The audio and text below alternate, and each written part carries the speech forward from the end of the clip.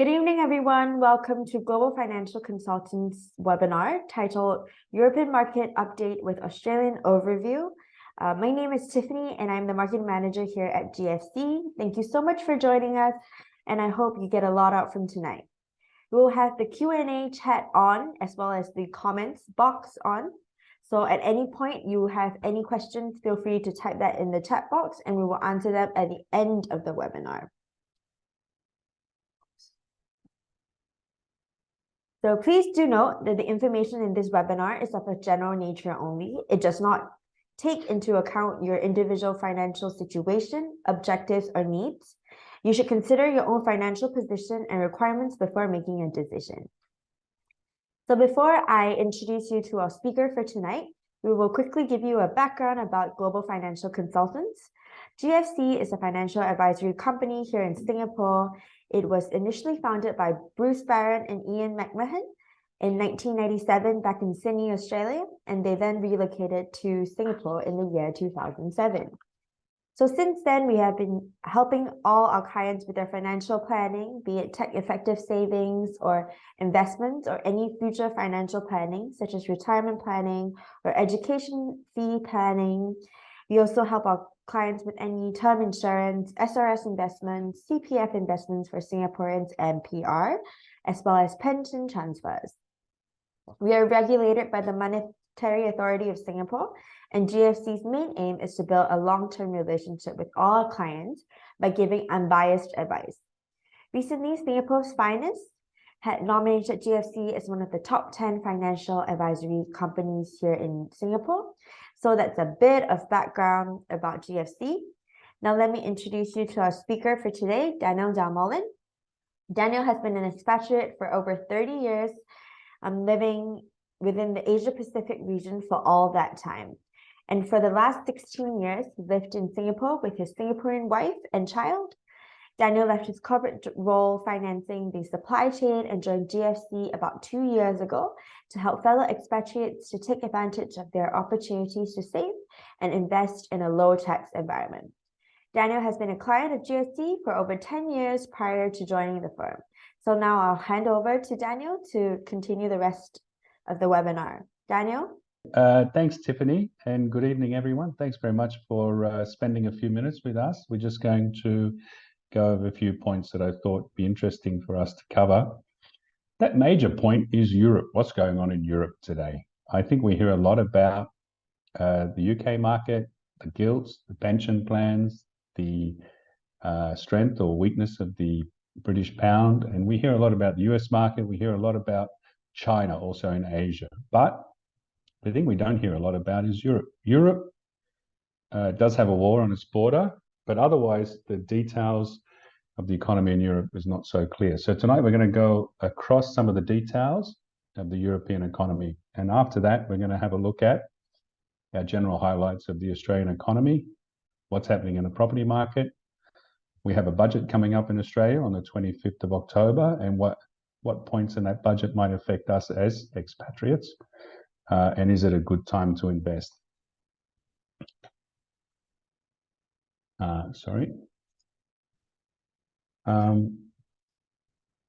European GDP. So if you have a look here, Europe probably wasn't that flash going into the COVID shutdowns. During 2020, 2021, like most countries, they shut down because of COVID, and the economy contracted up to 11.5%. Once the COVID had rescinded, the economy bounced back due to probably consumer demand and bounced back at 12%. But since then, it hasn't been so flash. And I think although GDP is a lagging indicator, as you'll see in the next slide, up until now has been marginally positive GDP growth in Europe. Confidence also being undermined by the war on their doorstep. Next one. According to Goldman Sachs and their economic indicators, growth may have slowed down exponentially, especially in Britain and Italy. If you can have a look here at this chart that Goldman Sachs put out, They do say that GDP is a lagging indicator, and this chart is probably a little bit more up to date. Europe is probably slowing a lot faster than expected. Inflation in Europe. High inflation in Europe, as in the US and other countries. The highest inflation rate in Europe in the last quarter was recorded in Holland, where inflation was 14.9%. The main reason for high inflation rate in Holland specifically is high energy costs. The issue with the economy now is that as the ECB continues to raise interest rates to slow growth and prices, the economies will slide into recession or already in recession. ECB, let's have a look. So they were pretty much asleep for the last 10 years. Interest rates were probably net zero. So considering the slowing economy, ECB has had no choice but to increase interest rates in order to subdue inflation. With an increase of 1.25% in September alone, they tried to catch up. Europe was slow in responding to the rising inflation threat as their economy has not grown as strongly. The challenge ahead, I think, in Europe is how will the ECB rise or raise interest rates to dampen inflation, but not damage the economy? And I think it's going to be a struggle. European natural gas. Now, this is one of the brighter pictures on the radar, and that is that natural gas is not as expensive as it used to be. Although relatively high, natural gas prices have come off about 50% from their peak. The reasons is that they're receiving more imported natural gas, and demand has slowed in Europe due to a warm September and October. The European storage facilities are 90% full as at the 10th of October, according to the EU Commission. But it's probably too bad that we don't hear a lot about the falling price of gas in Europe from the general media. European delivered gas prices are well off their highs, and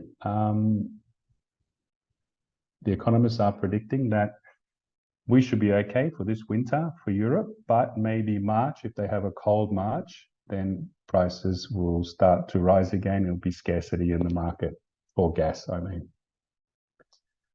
Share markets. This is a very interesting chart. It gives us a comparison of the S&P 500 in the US index as a percentage against the big three share markets in Europe. So as you can see here, Germany has done the worst in the last 12 months this is year to date. It's dropped almost 35%, with France dropping 25%. And the UK, thanks maybe to the softening pound, it has only decreased about 17% year to date. But, some funds are starting to look cheap. Our portfolios here at GFC do have exposure into European assets. Here we go. So what's ahead for Europe?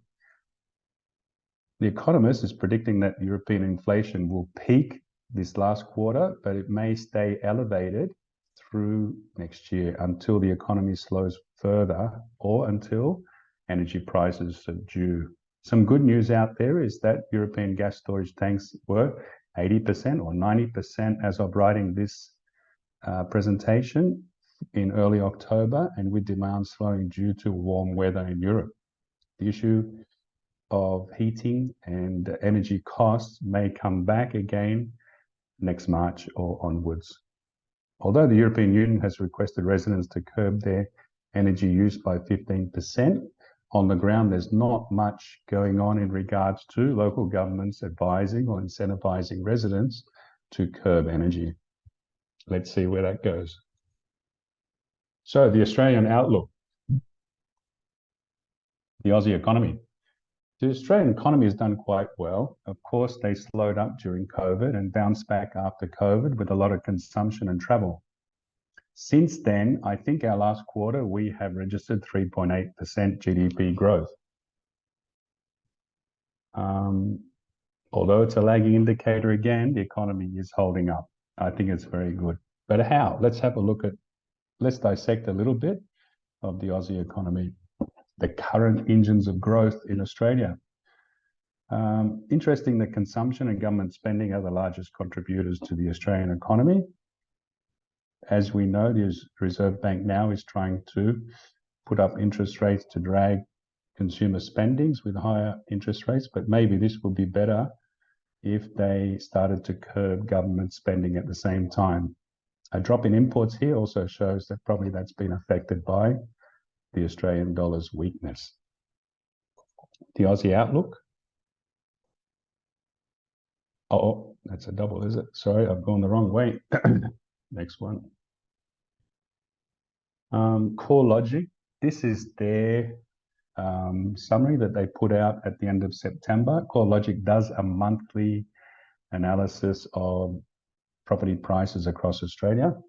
Now, last month when we had our chat, we did notice that it was only the major cities in Australia that had negative property prices, and all the secondary cities in Australia were still quite positive. But we see now that except for Darwin, all markets in Australia have turned negative.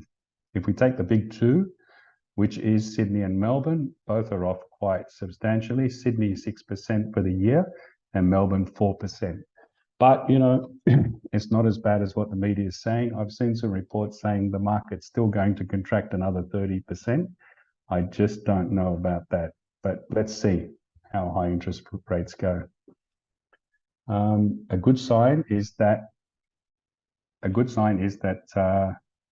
rental prices are increasing. I think the last quarter they're up 10%. So although property prices have come off a bit, the yields are still good. This is a good chart I like. It's the Australian ASX 200 versus the S&P 500. Now it does show, this is index versus index.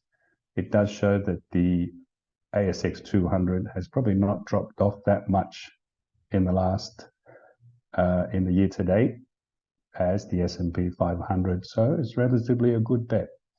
I think the S&P 500 has come off a lot more due to sentiment, but my personal opinion is that there's a lot of demand there for Australian raw materials to drive the conversion of power from carbon intensive sources to the net zero future. And most of those raw materials do come from Australia. Unemployment rate. We have the underemployment rate, which we'll put that aside for another night. There's a whole topic around that. But the unemployment rate, as we can see here, is one of the lowest for many years and is down towards 3%. This is full-time workers. I think is a great number, but I personally think that that unemployment rate will have to start to tick up before the Reserve Bank starts to curb its interest rate rises. Next one. Sorry. Job vacancies. So according to the ABS, the job vacancies represent about 3.4% of the working age population. It is climbing, which means there's still a lot of demand for workers to drive the economy. Next one, trade balance. I don't usually put these figures into my monthly summaries, but today I did because the trade balance and the current account balance, I think they look great. Looks fantastic. Okay, next one. So the next big date on the agenda in Australia is the budget, Labor's first federal budget. It's coming out in the evening of the 25th of October this month.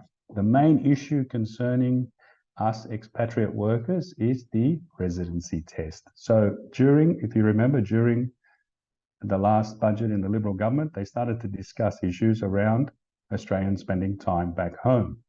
And they did say that they wanted to put forward a bright light test, saying that people who spent more than 45 days in Australia, regardless if it was work or if it was holidays, would then fall prey to being a resident for tax purposes in Australia. Yes, although some of us do live in countries where we do have a dual tax agreement between, for example, Singapore and Australia, there are countries like Hong Kong that don't have that. So in an interview recently, I read in the Australian that said they had a discussion with Jim Chalmers, the current treasurer, and Mr. Chalmers did mention that this topic will be brought up in this budget. He said they will not be so draconian that they will say that Australians going back for 45 days or more would be taxed, but there would be a clear indicator of a line in the sand. Whereas maybe if you're back home for 60 or 90 days, that might be a clear sign that you might have to pay some tax, or you might have to deal with the tax department. But let's see. At the moment, it's all talk. Let's see what comes out in the budget. Conclusion. So, having said that and going through some of the details within Europe and Australia, let's have a look at some reasons to sell. Let's have a look at some reasons to buy. When the markets are down, a lot of clients of ours, we do discuss with them, if you have spare cash, it's a good time to go into the markets. You can dollar cost average. I think most people out there, if they had money during the 2008, 2009 global financial crisis, would have loved to have bought at the bottom of the market. We might be at the bottom of the market now. We need to consider these things. At the moment, the Australian share market has a PE of 12 times earnings against the ASX 300. Have a look here. We've got a PE ratio. That's the Australian market. That's the ASX 200, a PE or earnings against market, and it's about 18 times. And the ASX 300 is about 12 times. I think there's good buying there in the market. There's good opportunity. Next point. Reasons to sell. If you have a look closely at this slide, there is a multitude of reasons there to sell shares. This line chart is the S&P 500 index in the US from 2009 until last year. Now, 2009, if you can remember, it was on the back of the global financial crisis. Now, in there's a whole bunch of reasons to sell out of the market. But if you have a look, if you did stay in the market, you would have had a gain approaching 500%. Yeah, it's crazy to think that, but that's the case. Now, if we have a look at the next chart, reasons to buy. Now, same thing. We could have bought into the market. Here's a whole bunch of reasons to buy in. So on every one of those dips, there was a reason to buy in. Maybe it's the case today. We need to consider. In this chart here, I'd like just draw your attention that, you know, as financial advisors, we do recommend people do keep their investments diversified. We're not suggesting that anybody should put all their money into international shares or local shares, Australian shares or REITs or cash. So if you can have a look here, since 1992 is the best sector or best category of capital gain in the market comparing. So in 1992, I think the best earner was Australian bonds. And if we have a look in 2021, it was hedged international shares. So, you know, people can't predict the future. I think you need to have a little bit of money in all those baskets and manage accordingly. Okay, questions, anyone? Thank you. Thank you, Daniel, for that great presentation. It was extremely informative. So we do have some questions. Yep. So the first question is, if we are an Australian couple, like if there's an Australian couple and we want to, and they want to retire overseas rather than back home in Australia, what advice would you give them? Okay, there's 3 points I'd like to make here. Now, if you're an Australian couple, you've lived probably 20 years back in Oz and you've come over, you've lived another 15 years in Asia working as expatriates.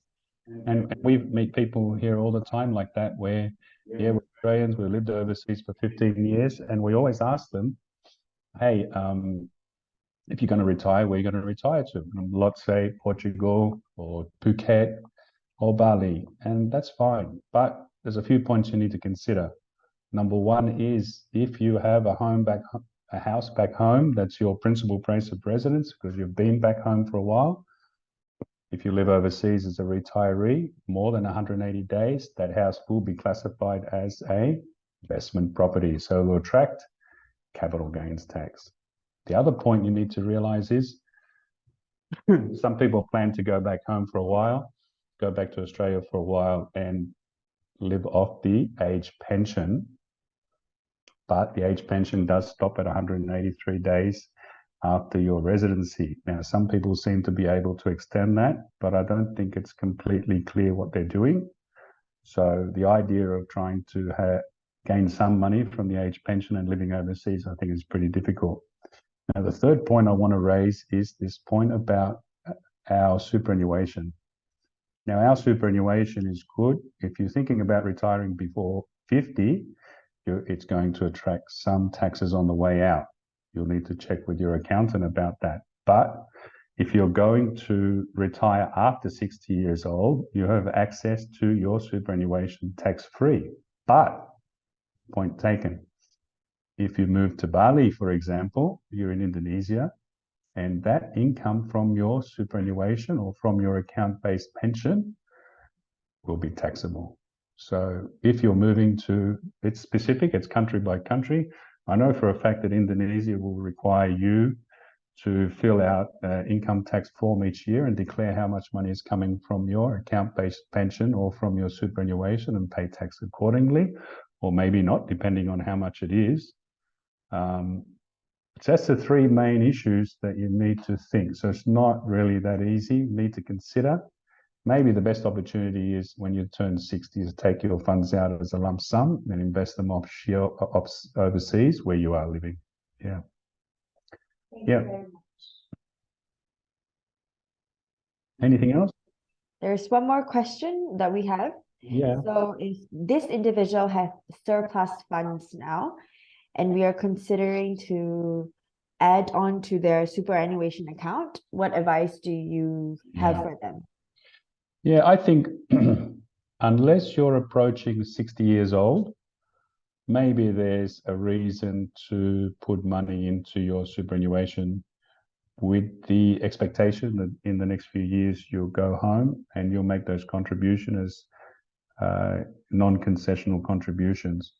But to be honest, I would not, unless you are a few years away from retiring, if you're more than 5 years away from retiring, I would have that money invested offshore if you're living overseas still and earning money overseas, because you need to understand that in the superannuation, it is taxed as a trust fund. So although they have concessional tax rates, your income is getting taxed at 15%, your capital gains is getting taxed at 15% as well inside your super. So it's not the same as having money overseas on an investment platform where you're paying no tax at all. So step carefully, depending on age. But, if anybody's got more questions out there, you can contact me. My details are on the next slide. And happy to have a chat, half an hour chat over coffee. Any questions, open, no problems. Thank you very much, Daniel, for that very informative presentation and answering those questions. Again, as what Daniel said, if you have any questions or you would like to reevaluate your portfolio, you can just contact him at daniel.dalmolin@gfc.com or connect with him on LinkedIn or just give him a call. So thank you very much, and we'll see you next month. See you. Thanks very much. Bye.